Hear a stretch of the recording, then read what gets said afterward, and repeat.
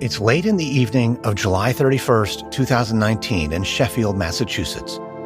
Nadia Milleron and her 19-year-old son, Tor Stumo, are sitting at their kitchen table staring at a video playing on Milleron's laptop. It's a recording of the Senate's Federal Aviation Oversight hearing, which took place earlier that day. 4 months ago, Milleron's 24-year-old daughter, Samya Stumo, died on board a Boeing 737 MAX 8, which crashed in Ethiopia shortly after takeoff. The crash was attributed to the faulty activation of a piece of software called the Maneuvering Characteristics Augmentation System, or MCAS. It's the same error that caused another MAX 8 to crash off the coast of Indonesia just a few months earlier in October of 2019. In the initial weeks after Samya's death, Milleron sank into a deep depression. There were days when she couldn't get out of bed. But the more she learns about the design and certification of the 737 MAX 8, the more that depression has turned to anger. Milleron now believes that both Boeing and the FAA demonstrated clear negligence in the handling of this new plane, especially in the aftermath of the first Lion Air accident. She thinks the MAX should have been grounded the moment they realized the MCAS software was malfunctioning. And she wants someone to explain why her daughter was allowed to board a plane that was known to have a catastrophic design flaw. So when Milleron found out that several high-ranking administrators in the FAA were scheduled to testify in front of the Senate Subcommittee on Transportation, she needed to watch. And during this testimony, for more than an hour, FAA officials dodge and weave answering the senators' questions with bureaucratic jargon. It would be boring if it wasn't so infuriating. Then Senator Susan Collins of Maine leans forward and asks FAA Safety Chief Ali Barami about a Wall Street Journal article that was published just this morning.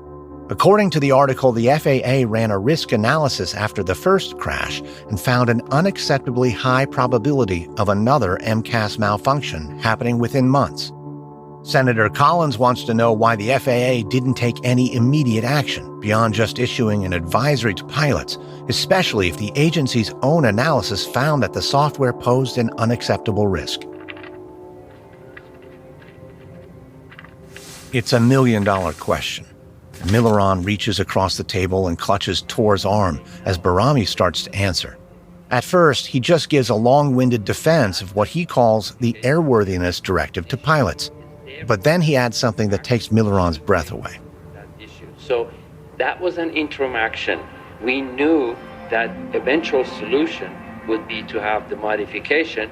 And based on our risk assessment, we felt that we had sufficient time to be able to do the modification, and get the final fix. Milleron looks at Tor, her eyes wide. Did he just say what I think he just said? No, he couldn't have. It sounded like he just admitted that the FAA decided to take a chance. Just hope that Boeing could make the fix before another accident happened. There's no way he would say that out loud, would he? Let's rewind. Milleron replays Barami's answer, listening carefully. And based on our risk assessment, we felt that we had sufficient time to be able to do the modification, and get the final fix. That is what he said. He doesn't even sound like he has any remorse. It's like this was just another day at the office. Well, it is the government. But Tor, that's not how it's supposed to work. His job is to keep people safe. Instead, he gambled with Samya's life. And not just her or anyone else on that plane. Everyone who flew on a MAX 8 after the Lion Air crash. Yeah, but remember, this is America. We care more about companies than people. It's unacceptable. They can't get away with this. We need to do something. Like what? We should go to D.C. Hold a press conference outside the FAA headquarters. When? Right now. It's almost midnight. Well, if we leave now, we can get there early. Ready to hold it by noon. What are we going to say? We'll call the FAA out. Demand that they admit to the mistakes they made that cost the lives of Samya and hundreds of others. And we'll demand that Barami and Boeing executives go to jail. Milleron gets up and throws some clothes into a suitcase. Tor follows her lead. Then they pack everything in the car, and even though it's late, they have a long drive in front of them. Once on the road, Milleron feels energized. She's determined to hold both Boeing and the FAA accountable and make sure that nothing ever happens again, like the crash that killed her daughter.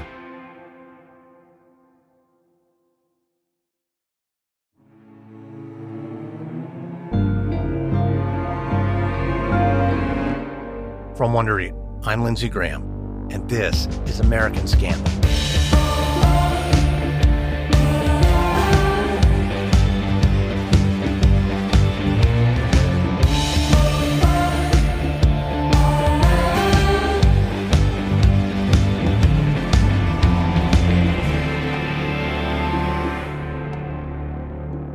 When Boeing started designing the 737 MAX 8 back in 2011, they had two mandates in mind that overshadowed all other concerns.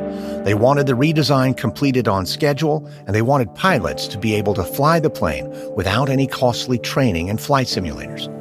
So when early testing revealed that the MAX 8's nose was prone to pitching up, which could cause the plane to stall, Boeing engineers knew that a time-consuming structural fix was off the table. Instead, they made the fastest and most cost-effective fix they could. They installed a piece of software called MCAS, which could automatically push the nose of the plane down to prevent a stall. But MCAS was a much bigger change to the plane than Boeing initially let on. The system was also vulnerable to false activations.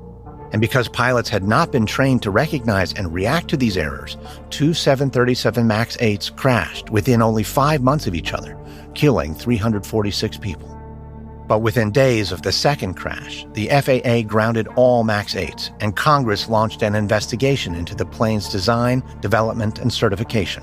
What they discovered was a corporate culture that prioritized profits over safety and ultimately endangered lives. This is Episode 4, Return to Service. It's October 2019 in Washington, D.C., 7 months after the crash of the second MAX 8. Representative Peter DeFazio sits at his desk in the Capitol building, making his way through a mountain of emails as he waits for his 2 o'clock meeting to begin. DeFazio has represented Western Oregon for over 30 years and is used to the workload. But for the past several months, a disproportionate amount of his time and energy has been spent leading the probe into the crashes of 2 Boeing planes. As the chair of the House Committee on Transportation and Infrastructure, DeFazio has long been critical of deregulation at the FAA, and he's especially furious at how the FAA responded to the Lion Air crash. In February 2019, a month before the Ethiopian Airlines crash, DeFazio had specifically asked FAA Safety Chief Ali Barami if the MAX 8 was safe, and Barami had been adamant that there was nothing to worry about, which proved to be a devastatingly inaccurate statement. DeFazio believes that big changes need to be made to the FAA and its relationship to the companies it's supposed to regulate. But neither Boeing nor the FAA are likely to make these kinds of changes voluntarily. So DeFazio is using his investigation to force the issue.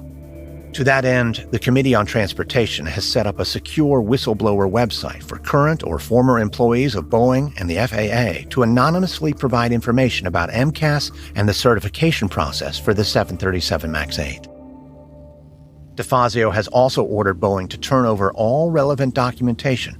He's assigned a former investigative reporter named Doug Pasternak to comb through it all, looking for any evidence that Boeing deliberately misled FAA regulators about MCAS.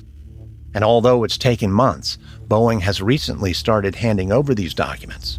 So when reporter Pasternak called to request a meeting today, the congressman hoped it meant he'd found something useful. A few minutes before 2 p.m., Pasternak enters DeFazio's office holding a large stack of papers. The latest from Boeing? Yep, and this one came with a phone call. What do you mean a phone call? Well, not long after these documents arrived, I received a tip. Someone at Boeing suggested I started looking at a few pages in particular. And what'd you find? It's a series of text messages written by a test pilot named Mark Fortner. Here, read them yourself. Pasternak hands over a few pages, and as DeFazio reads them, his eyebrows raise. He Jedi mind-tricked the FAA? Yep, sounds like he's even proud of forcing the FAA to accept Boeing's training demands. But keep going, it gets worse. DeFazio reads on until he catches a line that stops him cold. He admits it. He says he unknowingly lied to the FAA, but he admits he lied about MCAS's capabilities. This is a smoking gun. These messages are the evidence we've been looking for.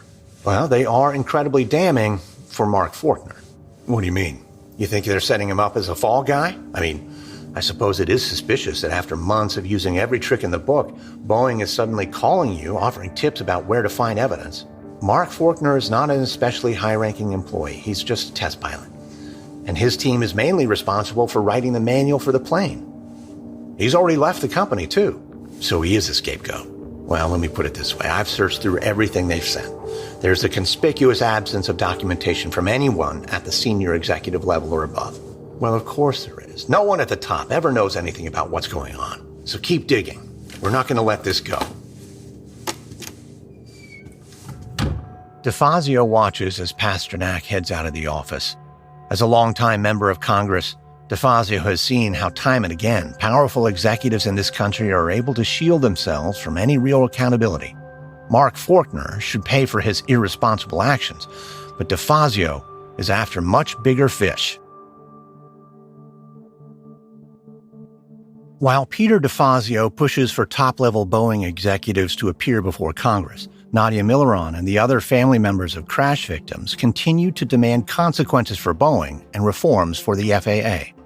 Milleron's impromptu protest outside FAA headquarters on August 1, 2019, does not end up drawing the press coverage she hoped for. Still, she and other family members have been slowly building public support for their cause. And when Boeing test pilot Mark Faulkner's text messages are released to the public in October 2019, the public outcry reaches a fever pitch. Politicians and even stock market analysts call for Boeing's leadership team to be fired.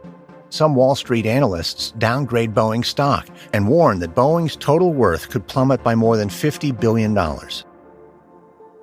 Soon after this, Boeing's board of directors votes to fire the head of the commercial planes division and strip CEO Dennis Muilenburg of his chairman title. Muilenburg also agrees to testify in televised hearings in front of committees in both the House and the Senate. So when Nadia Milleron, her husband Michael Stumo, and her son Tor hear that Muilenburg is testifying, they decide to make their presence felt.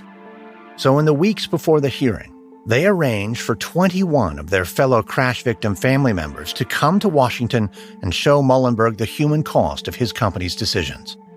When the day of the hearing arrives, Milleron greets everyone outside the Senate office building where the hearings are taking place. Each family member carries a poster-sized photo of their dead loved ones.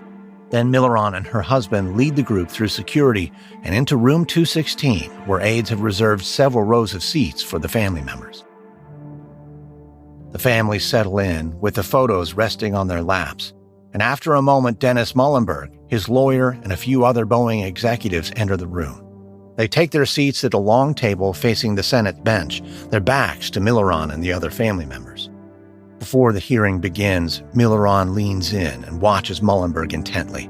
She's learned so much about him over the last several months. Feels unreal to be in the same room with the man who could have prevented her daughter's death if only he valued safety as much as profit. She feels herself clenching with anger, so Milleron takes a deep breath and reminds herself that at least Muilenburg will face questions about his actions today. It's nowhere near full accountability, but it's a start. Then the chair of the committee calls the hearing to order, and he immediately starts by noting that both crashes were entirely preventable and that the families deserve answers. Then, about an hour into the hearing, the family members are asked to stand and hold up the photos of their dead loved ones. Milleron stands holding a poster with photos of all the crash victims, while her husband Michael Stumo holds up a photo of Samya. Milleron's hands shake as she fights back tears. Muilenburg swivels in his seat and looks at each photo, a pained expression on his face. Milleron watches as he scans each one. She hopes that Muilenburg registers that each person was more than just a data point. And for more than 2 hours, Muilenburg faces intense questioning from senators on both sides of the aisle. They grill him on when exactly he learned that MCAS had been omitted from the 737 MAX 8 manual. They ask him when he became aware of Mark Faulkner's text messages about having unknowingly lied to the FAA regulators. And they ask if he will support legislation giving the FAA more oversight over Boeing and other manufacturers. In response, Muilenburg offers vague and evasive answers, relying on passive voice and claiming he couldn't remember whether anyone had told him MCAS wasn't in the manual. The senators remind him that he's the CEO of Boeing and that the buck stops with him. At times, Muilenburg appears to be on the verge of tears, repeatedly promising that Boeing will do better in the future. but he stopped short of taking any personal responsibility for the failures that led to 2 crashes. The next day, in front of Representative Peter DeFazio's committee in the House, Muilenburg offers more of the same evasions and vague promises. It's a frustrating experience for both the families of the victims and the members of Congress who were trying to hold Muilenburg accountable. But the press coverage of Muilenburg's performance is brutal, describing him as robotic and defensive. Calls for him to resign grow more frequent. And as the MAX remains grounded into December of 2019, Boeing stock continues to drop, losing $55 billion in value since the Ethiopian Airlines crash. So finally, on December 22, 2019, the Boeing Board of Directors has had enough. It votes to fire Muilenburg as CEO. To Nadia Milleron and Michael Stumo, it's welcome news. Dennis Muilenburg will no longer be responsible for the safety of air passengers, and hopefully, with all this scrutiny on Boeing's culture, the board will select a CEO who restores the company's focus on safety. But the next day, Boeing announces that longtime board member David Calhoun will take over as CEO, and the choice seems odd to many. Calhoun trained as an accountant, and his resume bears striking resemblance to that of Jim McNerney, the Boeing CEO credited with ushering in the company's problematic penny-pinching ethos. And soon after he's appointed, Calhoun sits for an interview with the New York Times that does nothing to reassure Boeing's critics. In the article, Calhoun blames Muilenburg for all of Boeing's problems. He never acknowledges that he was on the board for the entirety of Muilenburg's tenure and that he supported Muilenburg right up until the day he was ousted. Calhoun also echoes Boeing's longtime position that pilot error was responsible for the Lion Air and Ethiopian crashes and denies that there are any deeper problems with the culture at Boeing. When asked about the troubling messages from Mark Faulkner and others inside Boeing, Calhoun replies, "I see a couple of people who wrote horrible emails." Just 5 days after the New York Times publishes its interview with David Calhoun, Nadia Milleron is in Ethiopia, riding a bus to the crash site of Ethiopian Airlines Flight 302. It's March 10th, the anniversary of the crash, and she and other family members have come here from all over the world to pay their respects. They gather in a rocky field under several large tents erected just outside a chain-link fence that surrounds a crater in the dirt. Around the tents, the dusty ground has been sprinkled with thousands of rose petals. At the family's request, no reporters or Boeing representatives are present. Milleron bows her head and joins her fellow mourners in 6 minutes and 43 seconds of silence, exactly how long Flight 302 was in the air before it crashed. In this silence, Milleron thinks about Samya and about how when she gets back home, she and her husband will have work to do. Dennis Muilenburg may be out, but Boeing's culture of not taking responsibility for its mistakes has not changed. Now Milleron and Stumo need to take their fight to the FAA to make sure that that agency does its job and ensures that the 737 MAX is safe before it ever flies again.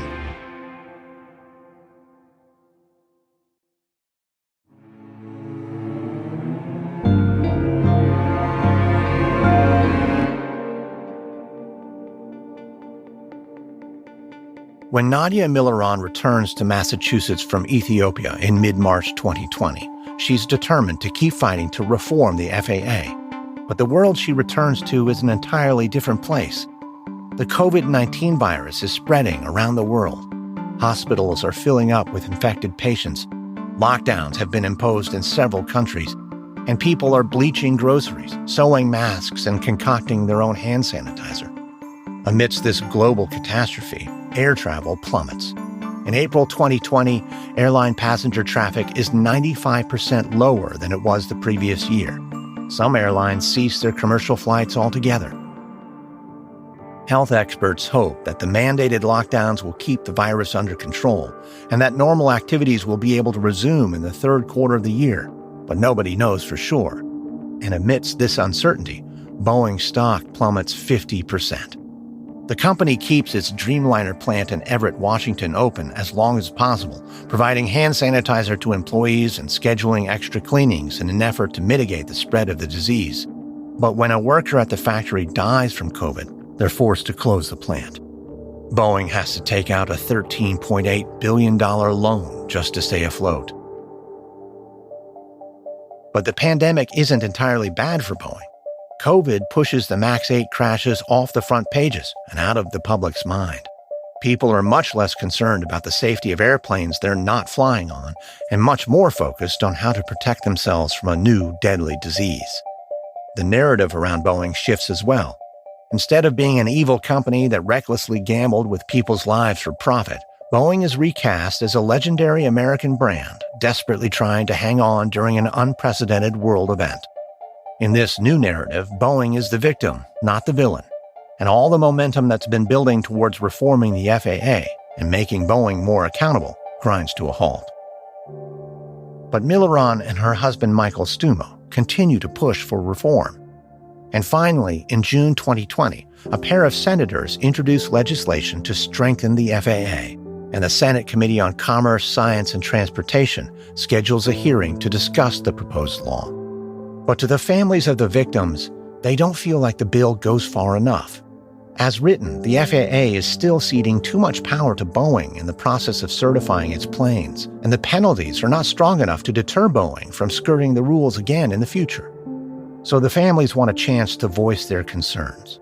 Muilenburg and Stumo and other family members begin vigorously complaining to legislators, and eventually Stumo is invited to testify. Due to COVID safety protocols, the hearing is scheduled as a hybrid event.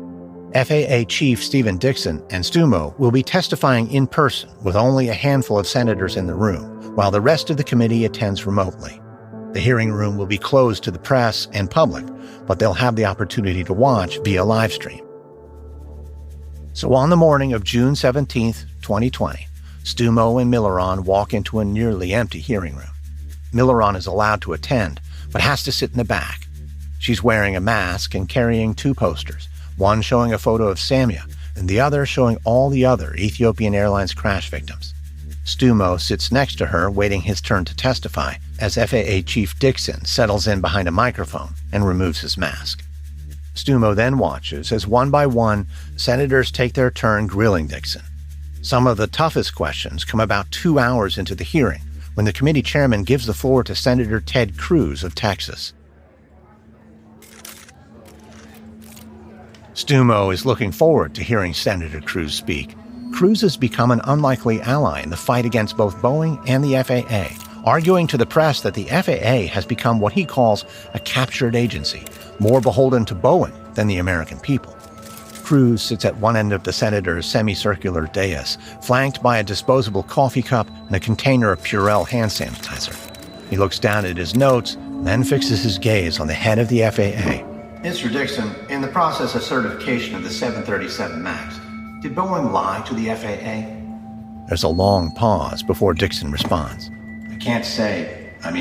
Definitely there was incomplete and fragmented information that was provided to us. One of their senior test pilots, Mark Fortner, wrote in a text, so I basically lied to the regulators unknowingly. So what have you been doing to figure out whether they lied and what they lied about? I'm interested in learning from the past and making the process and the agency more effective and better going forward. Okay, so let's learn from the past. Did the FAA screw up in certifying the 737 MAX? I have concerns that mistakes were made, yes. Mistakes were made? By whom? Don't speak in the passive voice. The manufacturer made mistakes, and the FAA made mistakes in its oversight of the manufacturer. Has anyone at the FAA been fired? There have been changes in leadership in various areas. No one's been fired over this particular matter up to this point. Has anyone been disciplined over this matter? Not specifically, no. So unknown somebodies made unspecified mistakes for which there have been no repercussions. Is that right? I wouldn't say there have not been repercussions. Well, please tell us the repercussions. What? Well, the repercussions are that we have significant reforms we're making to the process. And we're standing up audit processes and review processes and more robust safety systems so that we can be more effective in the future. Cruz glances around at the other senators present, clearly frustrated by Dickson's bureaucratic answer. I think the concern this committee has is this. We are not seeing from you any urgency around fixing this problem. You understand, sir, you do not work for the airlines, and you do not work for Boeing. You work for the American people. Behind his mask, Stumo can't help but smile at this tongue lashing. He appreciates how Senator Cruz is holding Dixon's feet to the fire. And then it's soon Stumo's turn to speak. He steps forward, takes off his mask, and reads a prepared statement, recounting the Ethiopian Airlines crash and the ways that both Boeing and the FAA failed in their duty to keep passengers safe. When he's done speaking, Stumo submits a written statement into the record, arguing that the proposed legislation needs to include 6 more areas of improvement before he, his wife, and the other crash victim families will support it. His demands include ending the practice of delegating certification responsibilities to Boeing, ending immunity for airline manufacturers, and adding criminal penalties for lying to the FAA. The senators asked Stumo a few follow-up questions and expressed their condolences. And then the hearing is over. Stumo and Muilenburg leave the chamber feeling grateful for their chance to speak, but unsure if the senators or the head of the FAA really heard what they had to say. In December 2020, as part of a larger spending bill, Congress passes the Aircraft Certification, Safety, and Accountability Act, and President Donald Trump signs it into law. And when they read the text of the new law, victims' families are pleased to discover that it includes some of Stumo's demands. This new law requires increased FAA supervision over the certification process, civil penalties for any private sector manager pressuring FAA employees, and removing bonuses to FAA staff for helping manufacturers meet their deadlines. But the law still falls short of the full accountability that Stumo, Muilenburg, and the other family members had hoped for. But it is a start. Then, just a few days later, the 737 MAX 8 is certified to fly again. It's taken 2 years, but Boeing has finally fixed the problems with the MCAS software. And on the morning of December 29th, American Airlines President Robert Isom steps aboard the MAX for the aircraft's first flight since it was grounded in March the year before. Isom beams as he walks confidently on board, eager to show everyone that he feels perfectly safe in the MAX. And the nonstop flight from Miami to New York goes off without a hitch. Soon more airlines bring the 737 MAX planes back into service. And as pandemic restrictions ease and air travel picks up, Boeing anticipates a return to normalcy. The troubles of the MAX seem behind them. So when architect Nicholas Hawk boards Alaska Airlines Flight 1282 in Portland, Oregon on January 5, 2024, he doesn't give a second thought to the fact that he's flying on board a Boeing 737 MAX 9, the latest iteration of the aircraft. He's headed to Ontario, California on a business trip. It's just a 2-hour flight, so he settles into his seat, pops in his earbuds, and cues up a podcast about Japan. He and his girlfriend are traveling there later in the year, and he's trying to learn as much as he can about the place. The plane takes off and Hawk yawns, clearing his ears. The pressure settles and the plane levels off. But it's only been in the air for a few minutes when the overhead lights flicker. Hawk and his seatmate exchange a worried glance, because that doesn't seem normal. Then suddenly there's a loud bang, and Hawk's hat is ripped off his head. A cloud of white vapor rushes through the cabin. Someone in the back yells that there's a hole in the plane and that a boy is being sucked outside. Flight attendants run down the aisle, urging everyone to stay calm. The plane's oxygen masks drop from the ceiling. Hawk grabs his and places it over his nose and mouth, just like the flight attendants instructed. He's watched these demos countless times in his life, but never thought he would actually have to do it. He can hear his breath echoing in his ears, fast and shallow. A man a few rows back stands up, his 2 small children in his arms. He screams that they're all going to die. Flight attendants tell people to stay in their seats. And across the way from Hawk, he sees a couple gripping each other's hands as they stare ahead in silence, looks of terror on their faces. The man in front of Hawk is reciting the Lord's Prayer over and over. Hawk's mind begins to spin, imagining his parents and girlfriend learning that he's died in a plane crash. He takes out his phone and texts his girlfriend, telling her that his plane is having problems. He says he loves her and asks her to tell his mom and dad that he loves them. Then Hawk grips the armrests and closes his eyes, hoping against hope that this plane can land safely in one piece.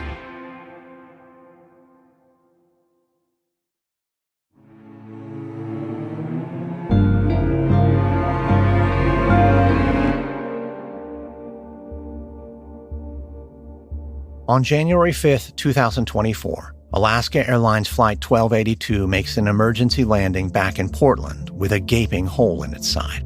There are no fatalities and only minor injuries. But if the incident had occurred while the plane was at a higher altitude, or during a time when crew and passengers were walking around the cabin, the outcome could have been much different. Within hours of the incident, the FAA grounds the 737 MAX 9, and the National Transportation Safety Board launches an investigation into what caused a hole to blow open in the plane's fuselage. Investigators soon learned that what blew off the plane was a panel called a door plug. Door plugs are used to fill the space where an emergency exit door would go if the plane had more seats.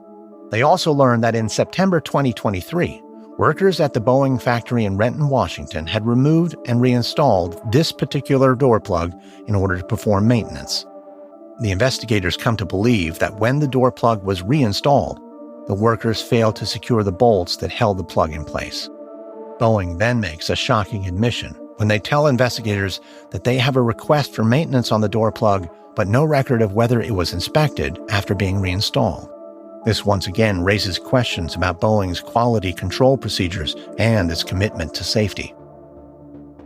The FAA issues instructions for airlines to check the bolts on their 737 MAX 9s, and as the airlines perform these inspections, they find several door plugs with loose bolts. The FAA then forbids Boeing from expanding production of any new planes in the MAX series until it signs off on their quality control procedures.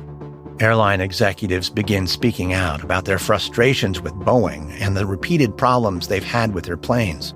And soon, whistleblowers emerge revealing safety and quality control issues on other models of Boeing planes.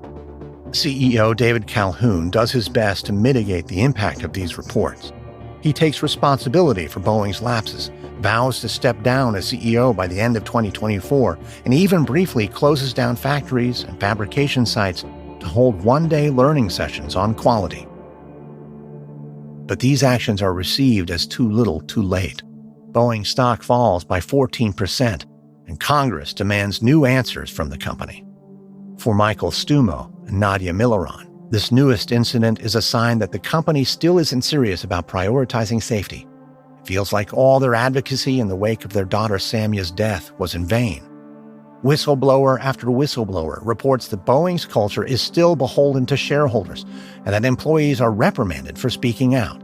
They tell horrifying stories about the corners cut and compromises made in the quest to keep the stock price high. But there is one silver lining in the renewed focus on Boeing. In January 2021, 3 years prior, Boeing agreed to pay over $2.5 billion for conspiring to defraud the FAA, a fine levied in part of what's known as a deferred prosecution agreement, under which Boeing will have to maintain a clean safety record. The money was split between criminal penalty fees, compensation for Boeing's airline customers, and a fund to benefit the crash victims' families. And while $2.5 billion is a lot of money, Boeing's revenue for that year was more than 26 times that number. And the victims' families, who were not consulted about the agreement, felt blindsided, believing that the Department of Justice, which brokered the deal, let Boeing get away with murder. But that agreement also stipulated that if Boeing was found to have broken the law within 3 years, they would again be open to criminal charges for conspiring to defraud the FAA during the MAX certification process. Based on what the investigators and whistleblowers have revealed about Boeing's actions leading up to the Alaska Airlines incident, the victims' families believe there is ample evidence that Boeing has violated this agreement. So Stumo, Milleron, and other family members pushed the Department of Justice for a meeting. Many of them have launched their own civil suits against Boeing, but they think criminal charges are necessary to hold the company truly accountable. In April 2024, the DOJ grants their request. They set a closed-door meeting between families and prosecutors. And when Michael Stumo and other family members walk into a conference room in DOJ headquarters on April 24th, they're ready to make their case. A large screen has been set up at the front of the room that shows the video feeds of the family members attending remotely. A lawyer in a tailored suit sits at the head of the table. Other family members trickle in and take their seats. There are about a dozen of them: parents, husbands, wives, brothers and sisters. Many of them flew in from overseas for this meeting, and their faces are haggard and tired. But as they take their seats, the mood is anxious and tense. They were denied a voice in the Department of Justice's 2021 agreement with Boeing, and they're still wary of the DOJ's intentions now. But there's an undercurrent of hope among some of the attendees, a feeling that this time things might be different. When everyone's settled in, the DOJ lawyer kicks off the meeting. Well, thank you everyone for joining us today, and let me start by being frank. It's no secret that many of you were unhappy with the deferred prosecution agreement made with Boeing 3 years ago. The lawyer looks around the room, and from the family members' faces, he can see this is an understatement. At the time, we felt it was the best way to hold Boeing accountable, and I wish we could have included you as the victim's next of kin. But because the only charge was defrauding the federal government, you weren't parties to a crime. At this, the family's attorney speaks up. Now, wait a minute. Let's not forget that a Texas court said that the DOJ violated the law by not consulting with the families. They're the ones whose lives were shattered by Boeing's fraud and misconduct. And now, because of this latest accident, we believe there's an opportunity to correct past wrong. I understand that. And believe me, we are reviewing everything that's come to light since the Alaska Airlines flight in January. We're taking this matter extremely seriously. Well, that's all well and good, but the door plug accident was just a wake-up call. It's clear that Boeing's company culture has not changed. The only way it will is if you'll hold them accountable. I understand that too, but we need evidence that Boeing broke the law. Well, let us help you. From our various civil cases against Boeing, we have millions of pages of documents and 200 deposition statements. All we're asking you to do is spend some time looking at the evidence. And you think there's proof they broke the law in those documents? Broke the law? There are 346 people dead. Many of the family members here call that murder. Now look, I know how emotional this is for all of you. But everyone has to understand that prosecuting Boeing is a big decision. It has impacts on the economy and Boeing's ability to serve as a military contractor. But that being said, I promise you we are looking at every possible avenue to get you some measure of justice. Well, that's what we're looking for, justice. And we think you can find it in those documents. I mean, look around this table. Every one of these people knew and loved people who died in these crashes. In the case of the Ethiopians' flight, many of them worked for the UN, traveling overseas, giving up much of what they knew and loved, dedicating their lives to making the world a safe and better place. And that should be your job too. Several hours later, the meeting ends, and the family members leave, still feeling uncertain about what might happen next. But for the first time, it does seem like the Department of Justice has actually listened to them instead of just brushing them off. And on May 13th, 2024, just weeks after meeting with the families, the Department of Justice notifies a federal court in Texas that Boeing has violated the terms of the deferred prosecution agreement. They argue that the company failed to prevent and detect violations of the U.S. fraud laws throughout its operations, and it is therefore no longer shielded from criminal prosecution. Boeing denied that it had violated the terms of the deal and said they'd been engaging transparently with the DOJ through the 3-year period the agreement covered.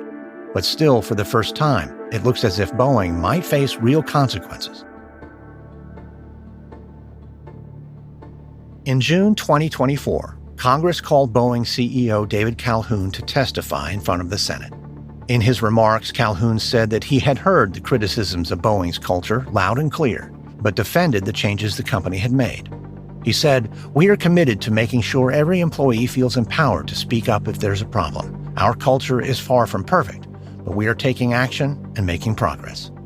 1 month later, Boeing agreed to plead guilty to charges of defrauding the government over the 2 MAX crashes.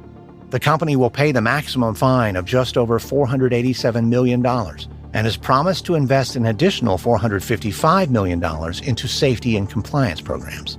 The company will be under probation for another 3 years, and an independently appointed compliance officer will ensure that Boeing follows the required safety guidelines.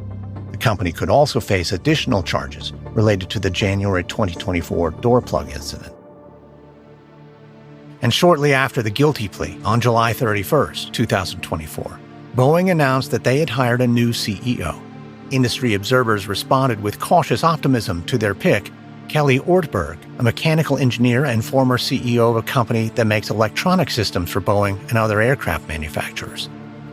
But the only Boeing employee to face criminal charges following the 2 MAX crashes was test pilot Mark Fortner. He was accused of misleading regulators about the amount of training pilots would need to fly the MAX. His lawyers argued that he was being scapegoated by Boeing, and in 2022, a jury found him not guilty. Also, the FAA stepped up their oversight at Boeing. In the 3 months after the door plug blowout, the FAA placed 30 of its most experienced inspectors in Boeing's factories in Renton, Washington, and Wichita, Kansas. They are expanding hiring with a goal of having 55 inspectors to ensure that Boeing complies with all safety protocols. The new FAA director, who took over in October 2023, acknowledged it would take a long time for Boeing's culture to shift, but he vowed that the FAA would be monitoring them closely.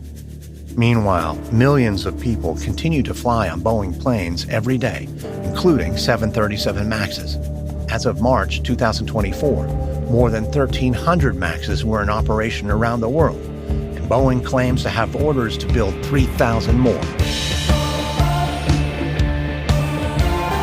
From Wondery, this is episode 4 of Boeing for American Scandal. In our next episode, I speak with Scott Hamilton, author of Air Wars, the global combat between Airbus and Boeing, to discuss Boeing's response to increased competition and how it may have contributed to the company's safety problems.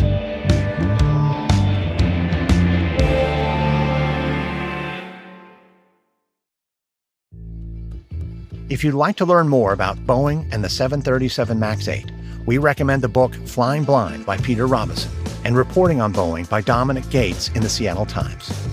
This episode contains reenactments and dramatized details, and while in most cases we can't know exactly what was said, all our dramatizations are based on historical research.